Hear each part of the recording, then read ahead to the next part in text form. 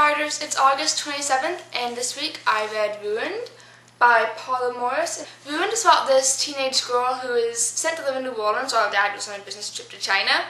And in her new school, she's introduced to the very structured social system of not only the school, but the entire city.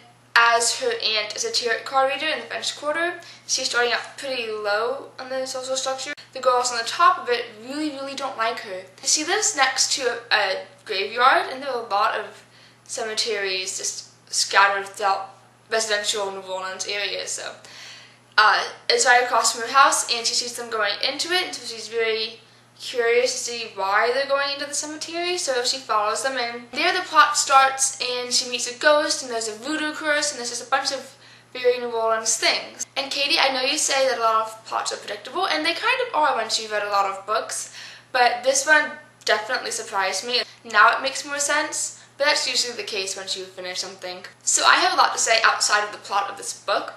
It actually starts before the book was written, because a few years ago in my creative writing class, we had a guest speaker who came in and did a workshop with us, and she was talking about a YA book she was writing.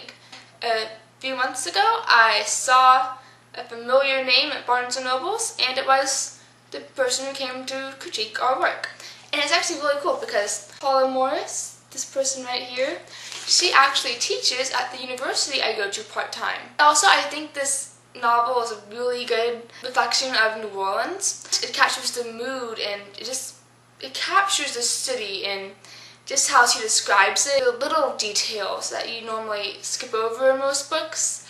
It was very nice. Also, she has this fun description of Mardi Gras and the parades, and it matches with my opinion of it perfectly, because I don't know if you've heard of Mardi Gras or not. You probably have, but it's where people throw beads during parades, and they dress up, and I hate it. It sounds like the person this book does too. Actually, she has better reason to hate it than I do.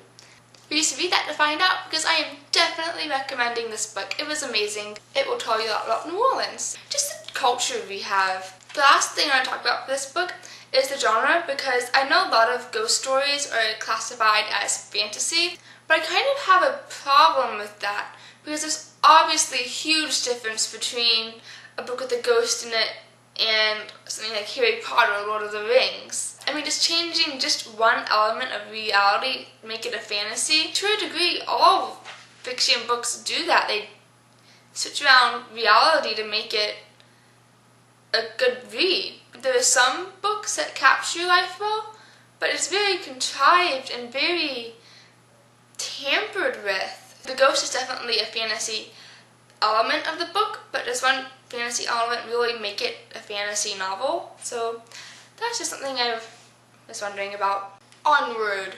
So I'm a senior in high school this year, and I'm doing a senior thesis because I've taken all of the English classes available to me. And my project is going to be on Jean Laffite, the pirate extraordinaire of New Orleans. During this first part of the year, I'm going to be reading a lot of biographies so I can learn about him, so I can create a thesis to then discuss. And during September, I think, I'm going to be reading 2 or 3 of them.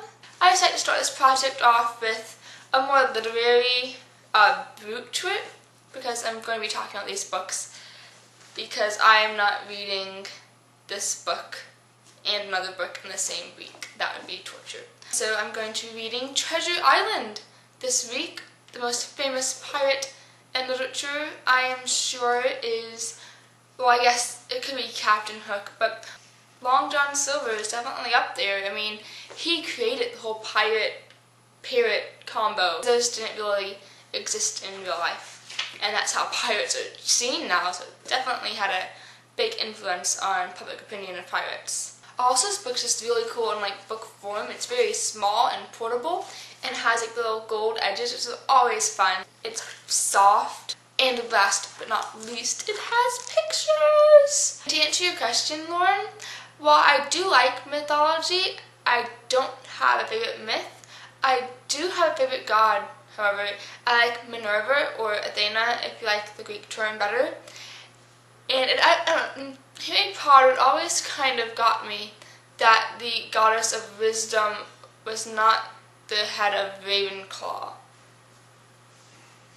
So have a good weekend, everybody. And Dan, I will see you on Monday.